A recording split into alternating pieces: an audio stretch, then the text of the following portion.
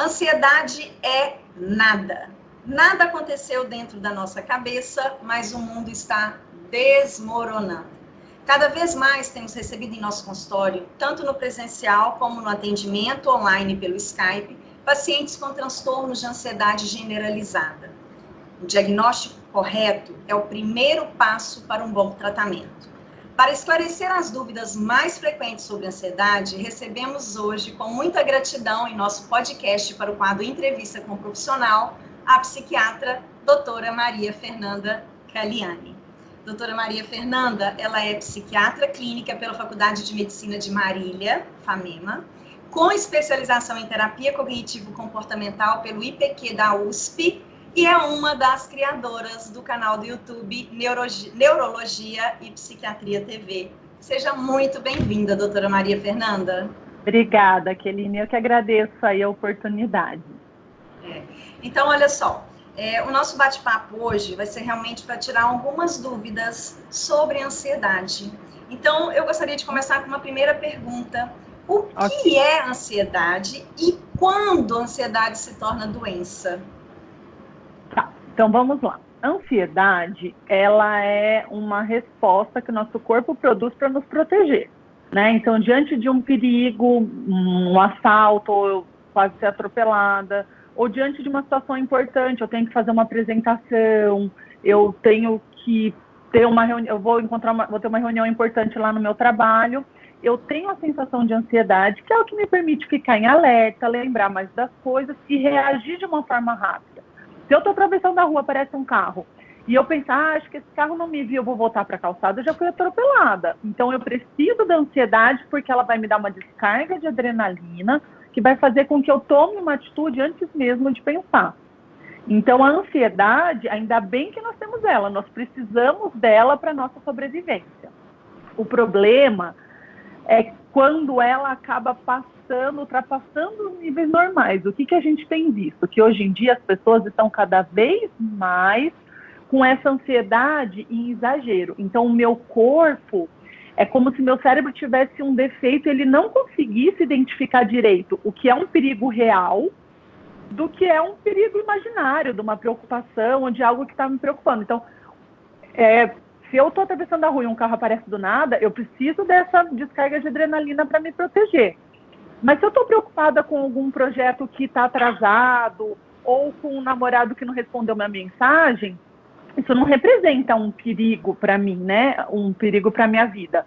Mas muitas pessoas têm descargas de adrenalina, de cortisol, que são os principais hormônios da ansiedade, eles têm isso em excesso. E o meu corpo interpreta como se eu estivesse ali numa situação de perigo.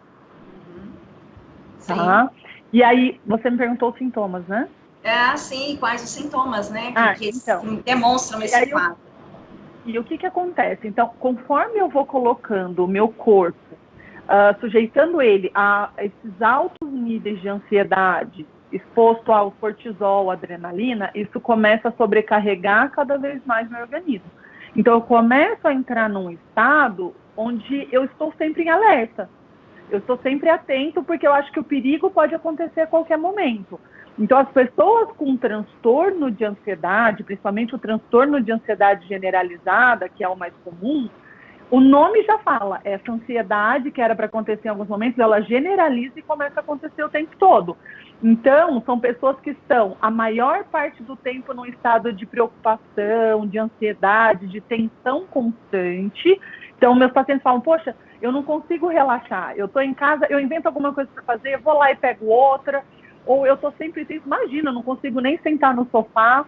E junto com isso, a gente fala que tem que ter pelo menos 3 de 6 critérios, mas seria uma irritabilidade ou uma impaciência, então começa a explodir com as pessoas, geralmente com quem é mais próximo, ou então uma explosão interna, sabe? Às vezes a pessoa nem exterioriza, mas por dentro está fervilhando.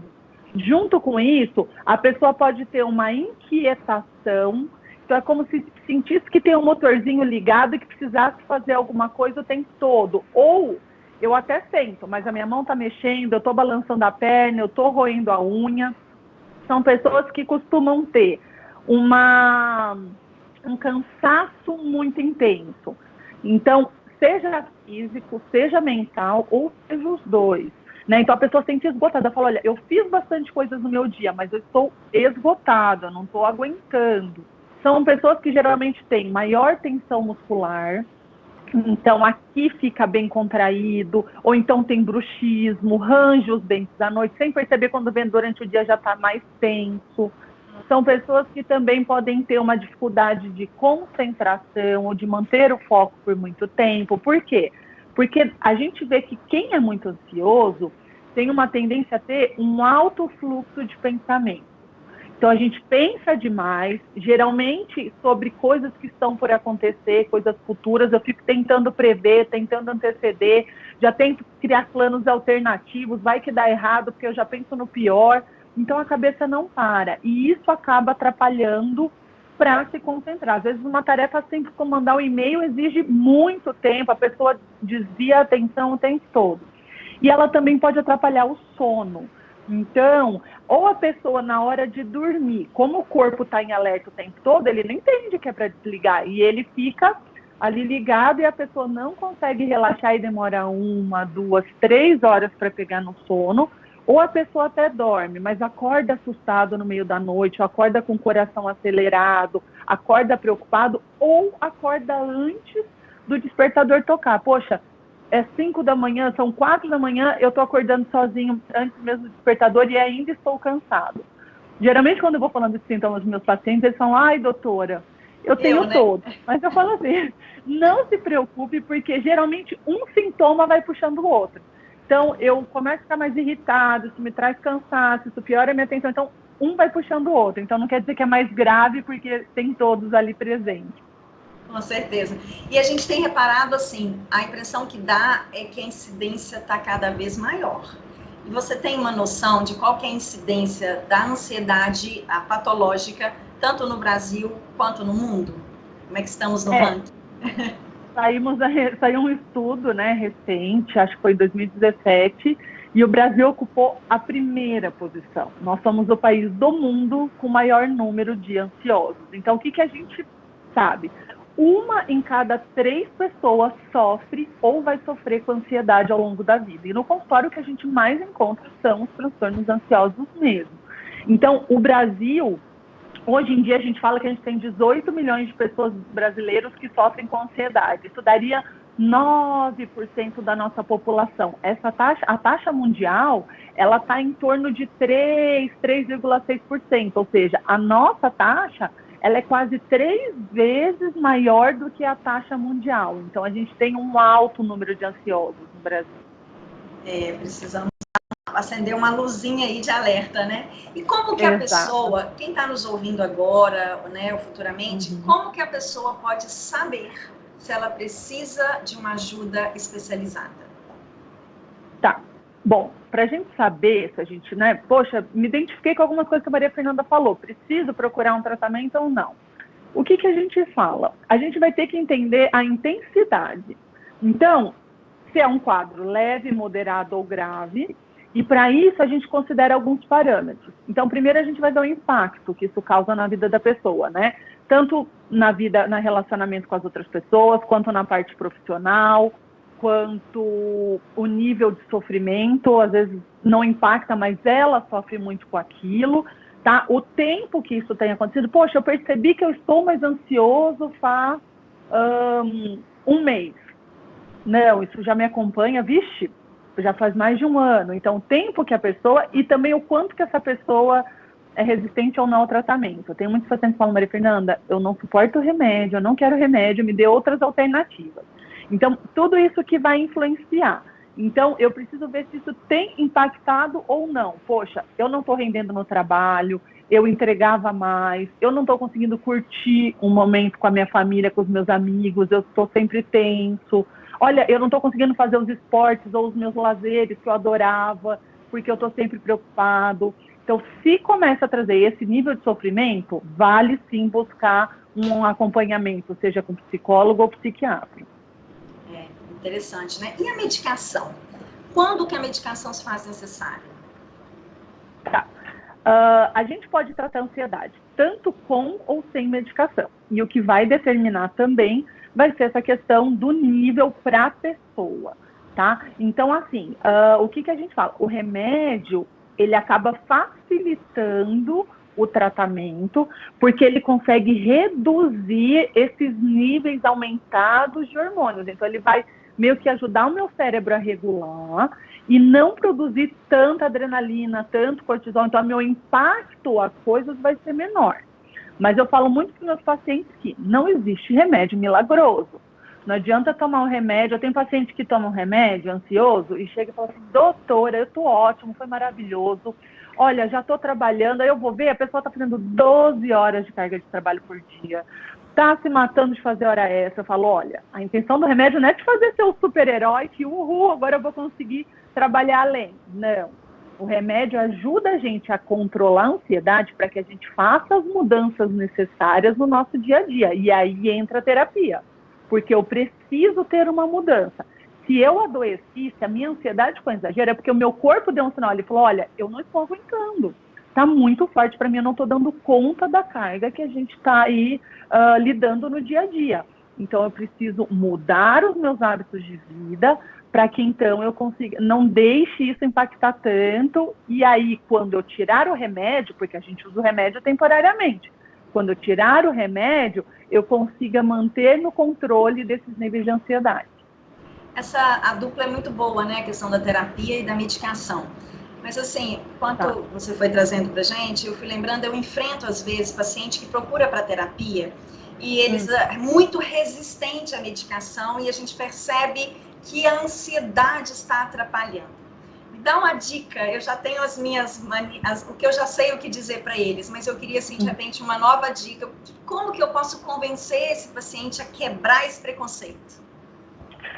Eu acho que o preconceito vem porque o pessoal ainda tem muito associado que remédio vicia, vai me deixar bobo, babando. Eu conheço fulano que toma nunca mais parou, Beltrano que mudou. Então, a maioria dos meus pacientes falam assim, doutora, mas eu não quero mudar quem eu sou, eu preciso da ansiedade.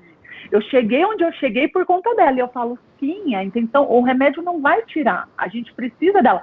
Ele só vai controlar esse excesso, o que está transbordando, o que está além. Então, o que a gente precisa entender é que o tratamento para ansiedade, ele é um tratamento que envolve medicações, mas ele não vicia, ele vai vir como um aliado, ele não vai vir para te prejudicar.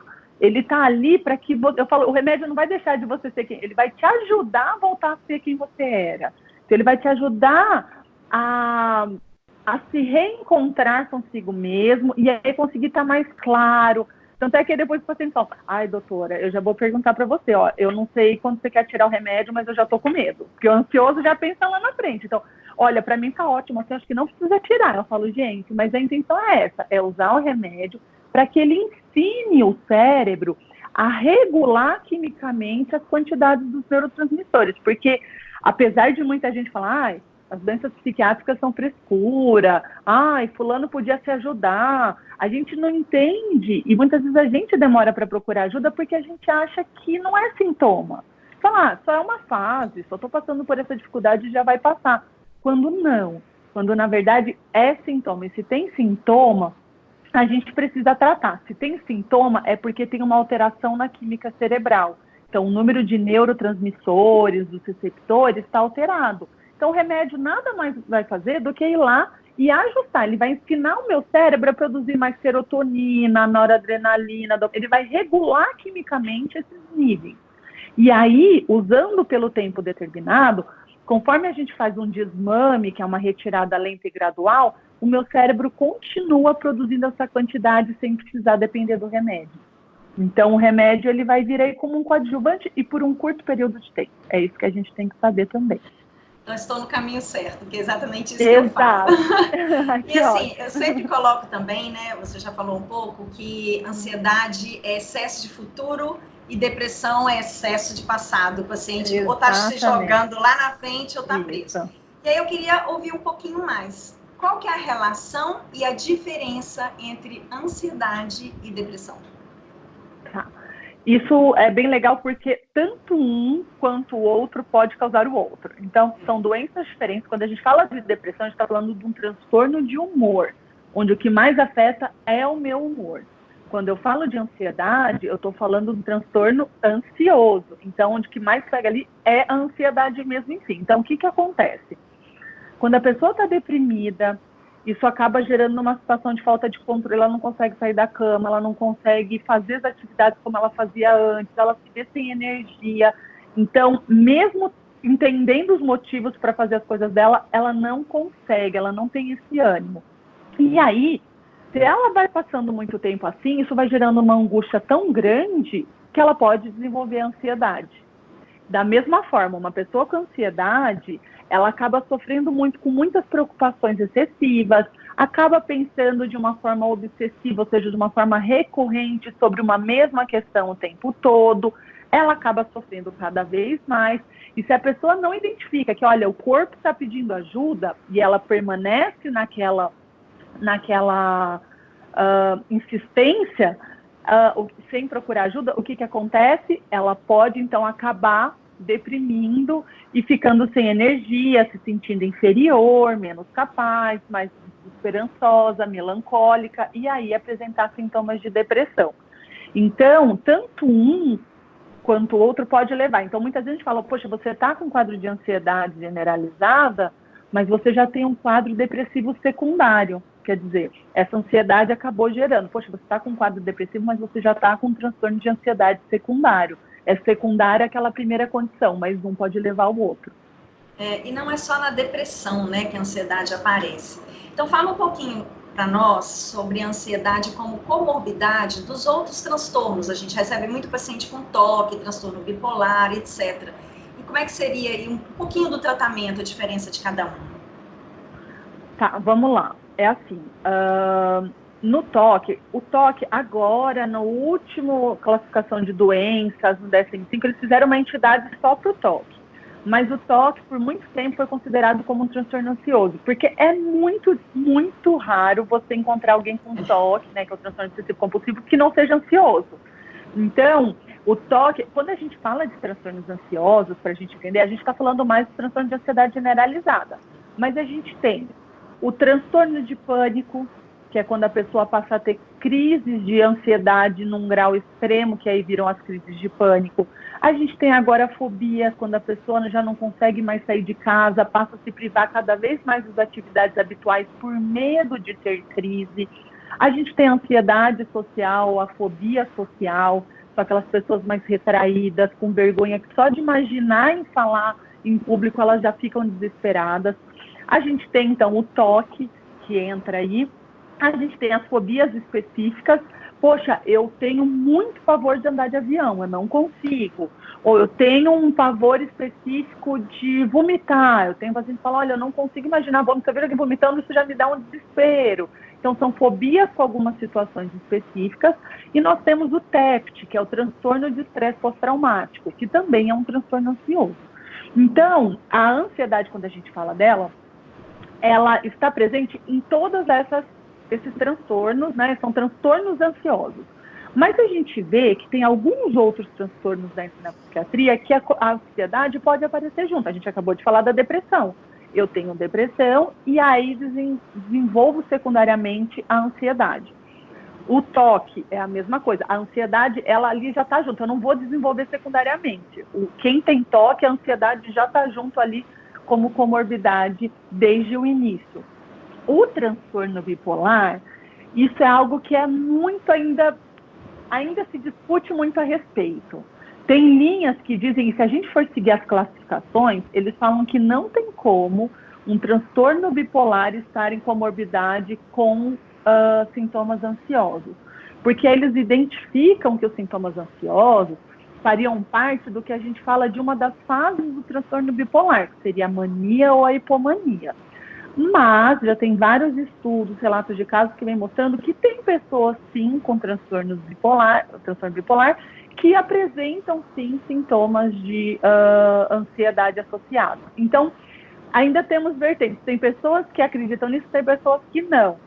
E aí, quando a gente fala, então, do tratamento, para os transtornos ansiosos, todos esses que eu citei, o tratamento, ele será realizado quando com medicação, sempre com os antidepressivos. Na verdade, a gente tem duas classes de medicações. Os antidepressivos e os ansiolíticos, que são os tarja pretos, que são da classe dos benzodiazepínicos. Então, quando a gente fala de benzodiazepínico, Frontal, Rivotril, Lexotan, que aí é o nome da substância, Alprazolam, Bromazepam, Diazepam. Quando a gente fala dessas medicações, elas são como se fosse um apaga-incêndio. Então, quando eu falo para os pacientes assim, poxa, se você tem uma dor de garganta e você tomar uma dipirona, você está com dor, você está com febre, a dipirona tira a dor, tira a febre. Mas passou o efeito da dipirona, a dor vai voltar e a febre vai voltar. Por quê? Porque a dipirona é um sintomático, ela tira o sintoma. Se você não tomar o antibiótico, caso seja uma amidalite bacteriana, você não vai resolver isso. E é a mesma coisa. Então, eu tenho muitos pacientes que vêm aqui e falam que morrem de medo de tomar remédio, que não querem, mas é quando eu vou ver, eles já estão viciados no Rivotril, já estão viciados no Frontal. Eu falo, poxa, mas você está usando o que é mais perigoso. Então, o que eu quero dizer? Não é que a gente não tem que usar, mas a gente tem que usar com cautela. Eles ajudam sim para tirar a crise. Então, eu estou numa crise, tentei todas as medidas comportamentais, tentei respiração, tentei meditação, tentei dizer, não consegui, tudo bem, eu posso usar eles, mas até que o antidepressivo comece a agir. Por quê?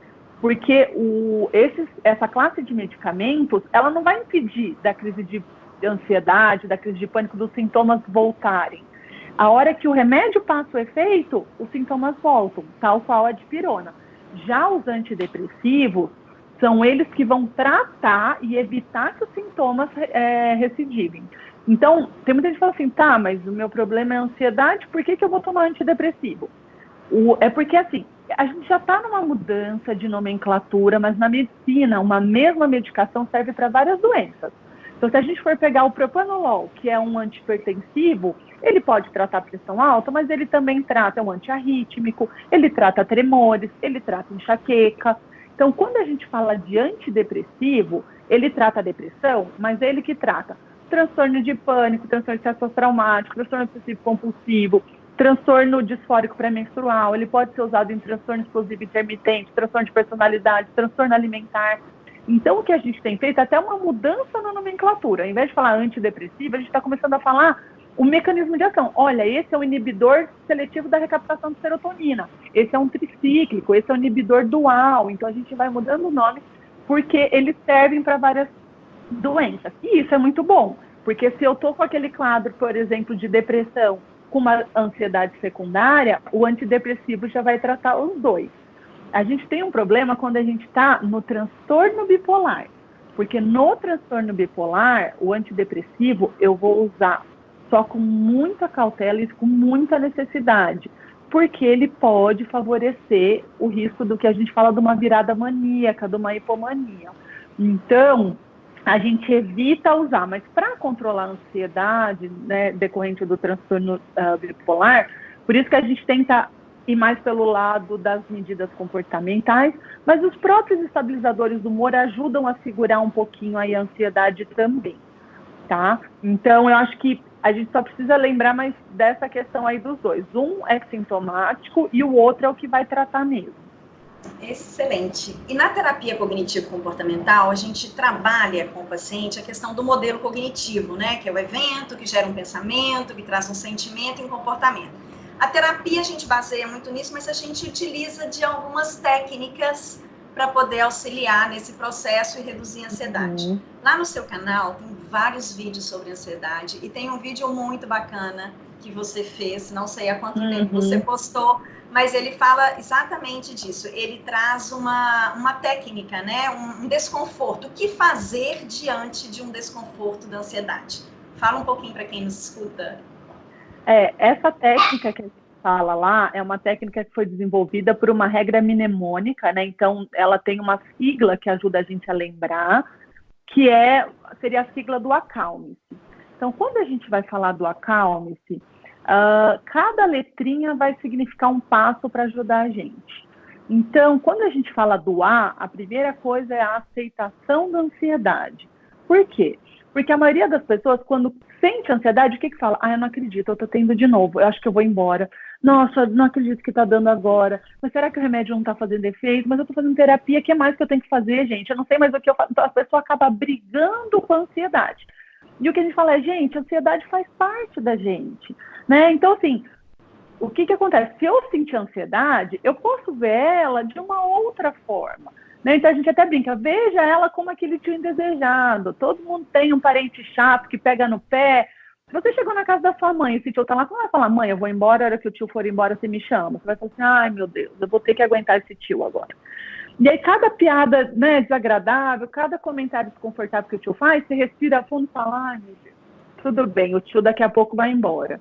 Então, eu tô aprendendo a conviver. Se eu tô para menstruar e tenho uma cólica, não adianta eu ficar desesperado. Falo, gente, ai, que dorzinha chata. É porque eu tô para menstruar. Vou tomar um remédio, vou ter que esperar passar a dor.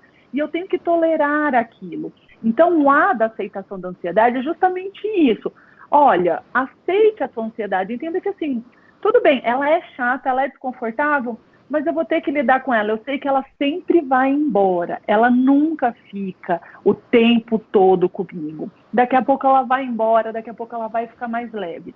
Aí, quando a gente fala do C, o C já fala assim, contemple as coisas à sua volta, porque quando a gente está mais ansioso, é natural que a gente volte a atenção toda pra gente. Então, assim, nossa, meu coração está acelerado. Acho que minha respiração também tá. Nossa, tô sentindo minha mão formigar, mas antes não formigou. Será que tá pior? Será que eu tô pálido? Será que a minha pressão tá normal? Vou perguntar para alguém. Então eu começo a prestar mais atenção no meu corpo. E quanto mais eu presto atenção, mais eu potencializo esses sintomas. Então a intenção aqui é tirar o foco de mim e jogar o foco pro externo. Então quando a gente fala contemple as coisas à sua volta, sinta, por exemplo, sensações positivas. Olha, eu estou sentada na cadeira, estou sentindo as minhas costas reladas no encosto, estou sentindo o meu pé no chão. Ou tente pensar assim, eu estou dirigindo, comecei a sentir uma ansiedade.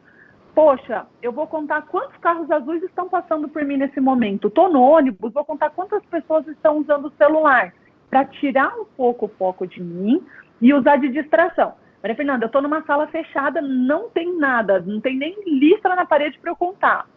Faz um cálculo. Poxa, eu vou contar de 100 até 0 tirando 7. Então, 93, 93, depois eu tenho que contar, dá 86, dá 79. Então, eu tenho que me esforçar para fazer esse raciocínio. Então, a gente fala, esse é o contemplar, é não focar tanto em si mesmo. E aí, quando a gente vai falar do outro A, ele já envolve um pouco desse contemplar, que é haja com a sua ansiedade. Porque o que a maioria das pessoas tende a fazer? Estou tendo crise de ansiedade, vou embora. É normal, a ansiedade é uma reação de luta ou fuga. Ou ela me prepara para lutar lá com o bicho que aparece, ou ela me prepara para fugir se eu sei que eu não vou dar conta. Então, é natural que a vontade de fugir venha. E tudo bem, eu vou olhar e falar, não, tudo bem, me dá vontade de ir embora mesmo. Afinal, é desconfortável isso e me dá a sensação de que se eu vou embora, eu estou mais protegido. Mas eu vou ficar aqui. Só que eu vou ficar aqui e eu vou continuar fazendo as coisas. Não adianta eu ficar e falar, será que a ansiedade vai passar? Já passou? Ainda não, daqui a pouco vai passar? Não, eu vou ficar, mas eu vou fazer minhas coisas. Então, eu não vou conseguir fazer o relatório que eu estava fazendo, eu não estou com cabeça para isso, mas eu vou limpar minha caixa de e-mails. Poxa, eu estou em casa limpando aqui as coisas, eu vou pelo menos enxugar a louça. Então, eu vou tentar fazer alguma coisinha para que eu consiga agir e não parar tudo e já sair fugindo. Aí, quando a gente vai falar depois do acalme, tem o L. O L é liberar o ar do pulmão lentamente. Sem perceber, quando a gente está ansioso, a gente hiperventila.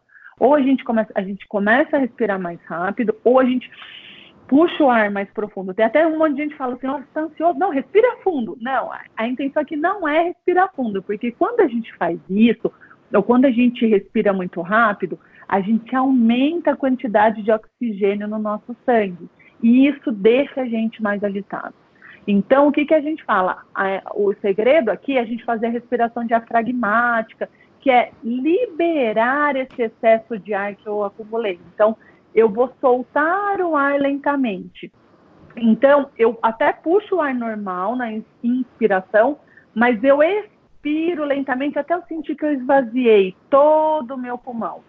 Isso eu consigo com isso eu consigo de uma forma química regular os gases no meu sangue, e isso me traz tranquilidade, me traz calma. A gente consegue muitas vezes com essa respiração interromper crises de pânico, que são as crises de ansiedade mais intensas que existem. Então, o L seria essa questão de, calma aí, deixa eu observar minha respiração, como que ela está nesse momento. E aí depois o M, para a gente manter os passos. Então, veja se você está aceitando sua ansiedade, se você está contemplando e não está valorizando tanto as questões físicas, se você está agindo com ela, se você está respirando legal, tá? O E é examine os seus pensamentos. Então, quando a gente é ansioso, é natural que a gente já desenvolve pensamentos mais negativos. Então, eu penso, poxa, essa crise, eu vou desmaiar, vou ter que ir para o hospital, todo mundo vai perceber que eu tô mal, eu vou passar vergonha, ela tá pior do que estava antes, eu nunca vou me curar, o remédio não tá agindo, acho que é melhor eu largar meu emprego porque ele tá me fazendo mal. Então a gente começa a pensar coisas mais drásticas. E o que a gente fala para examinar os pensamentos é para olhar de uma forma bem clara. Pera lá, eu não estou bem agora, e tudo bem. Eu sei que essa ansiedade daqui a pouco vai melhorar, mas eu estou me exercitando, eu venho seguindo as orientações do meu terapeuta, eu estou fazendo uso de medicações, então eu sei que é uma questão de tempo para que eu fique melhor. Então, nesse momento, poxa, de quantas vezes que eu tive crise de ansiedade, eu realmente desmaiei? Eu senti como se eu fosse desmaiar a qualquer momento, mas quantas vezes eu cheguei realmente a desmaiar? Não foram muitas e tal. Então, nossa, eu nunca desmaiei. Nossa, foi só uma vez. Então, a gente começa a identificar que esses pensamentos são o que a gente fala de catastróficos. Eles são muito mais graves do que a minha realidade, né? E eles acabam me levando para longe. Então, o que eu tenho que pensar é, tudo bem, é um pensamento ruim, é um pensamento negativo, mas ele não me representa. Ele não representa a minha realidade. E aí eu consigo não valorizá-lo tanto. Aí no Acalme-se tem o S, que é quando a gente fala, né, sorria, você conseguiu todos os passos.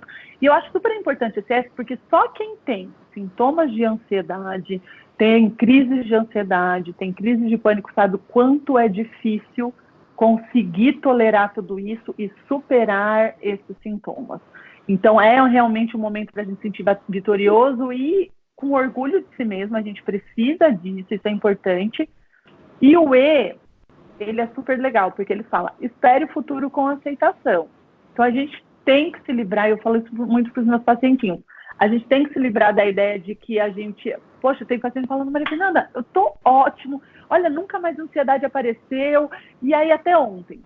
Aí ontem eu fiquei mal, tal, não sei o que, mas o que aconteceu? Teve auditoria na empresa, eu fiquei preocupada com gente. A ansiedade faz parte da gente, ela sempre vai estar ali. E tal qual tem pessoas que falam assim, nossa, hoje acordei com o pé esquerdo, sabe? Hoje eu tô meio para baixo.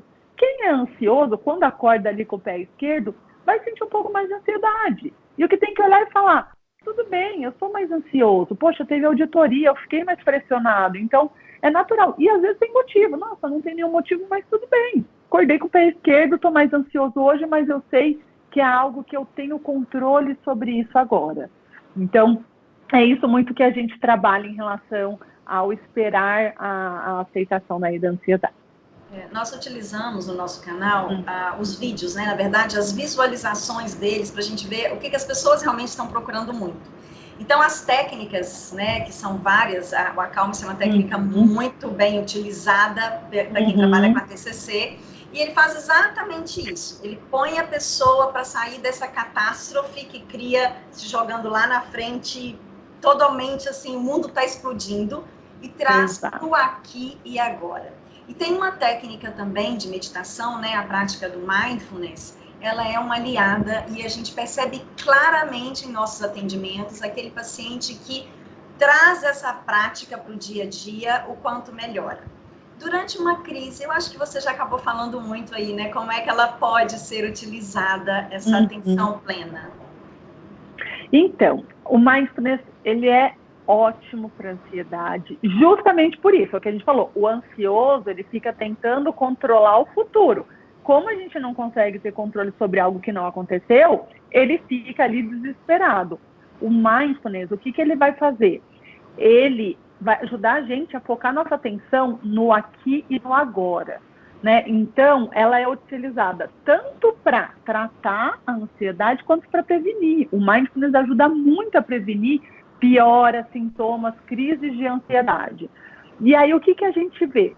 Ele acaba ajudando, então, a gente nessa questão da atenção e do foco. Então, eu vou me propor, naquele momento, a vivenciar o aqui e o agora. Então, se eu estou tomando um banho, então eu vou viver o meu banho, eu vou curtir o meu banho. Eu não vou pensar no que meu chefe me falou, ou no projeto que eu tenho que fazer, ou na discussão que eu tive com o meu marido.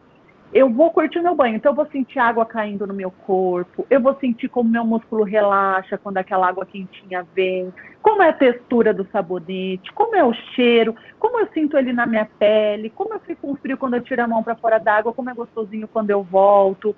Então eu vou sentir ali. Então eu posso aplicar ele no banho, eu posso fazer isso só meditando, eu posso fazer isso, poxa, qualquer atividade que eu me preze a estar vivenciando o aqui e o agora, e aí eu consigo, então, controlar os meus pensamentos. Se livrar deles, a gente não se livra. Os pensamentos fazem parte da gente, mas a gente consegue acalmá-los, né? Então, os orientais falam que a nossa cabeça é como se fosse a gaiolinha cheia de macaco pulando de galho em galho. Quando eu medito, quando eu pratico mindfulness, é como se eu pegasse um copo de água cheia de lama e colocasse sobre a mesa. Se eu esperar bastante tempo, a lama deposita e a água em cima fica cristalina.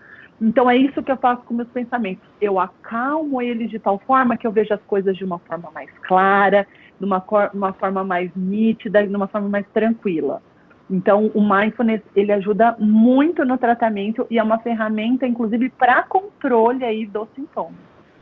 Quando você estava falando, eu lembrei, uma das últimas pacientes essa semana, quando eu orientei, né, a usar o mindfulness, quando eu citei exatamente esse exemplo do banho, eu levo todo mundo para dentro do box, os meus gerentes, a minha família, minha sogra, meu marido, tá todo mundo é um banho comunitário. Falei, deixa esse banho para lá e então passe a viver o aqui agora com você. Então, para a gente encerrar, Maria Fernanda, a gente tem muitas informações que eu acredito que vão agregar bastante, mas tem uma pergunta que a gente escuta muito quando chega o ansioso, já querendo lá na frente. E então, a ansiedade tem cura? Então, em geral, sim. O que eu quero dizer em geral? A ansiedade tem cura. Tem uma minoria de pessoas que pode vir a ter recidiva dos sintomas. Mas ela, tal qual a depressão, elas são condições que elas precisam de um tratamento, em alguns casos, a longo prazo, e precisam de uma atenção. Então, quando eu preciso valorizar, eu preciso tratar direitinho. Mas a ansiedade, o que a gente faz? Quando a pessoa, porque o ansioso vem e fala, mas quanto tempo eu vou ter que tomar esse remédio? Né? Então, assim, se é um primeiro quadro, a gente fala para tratar por volta de 1 ano.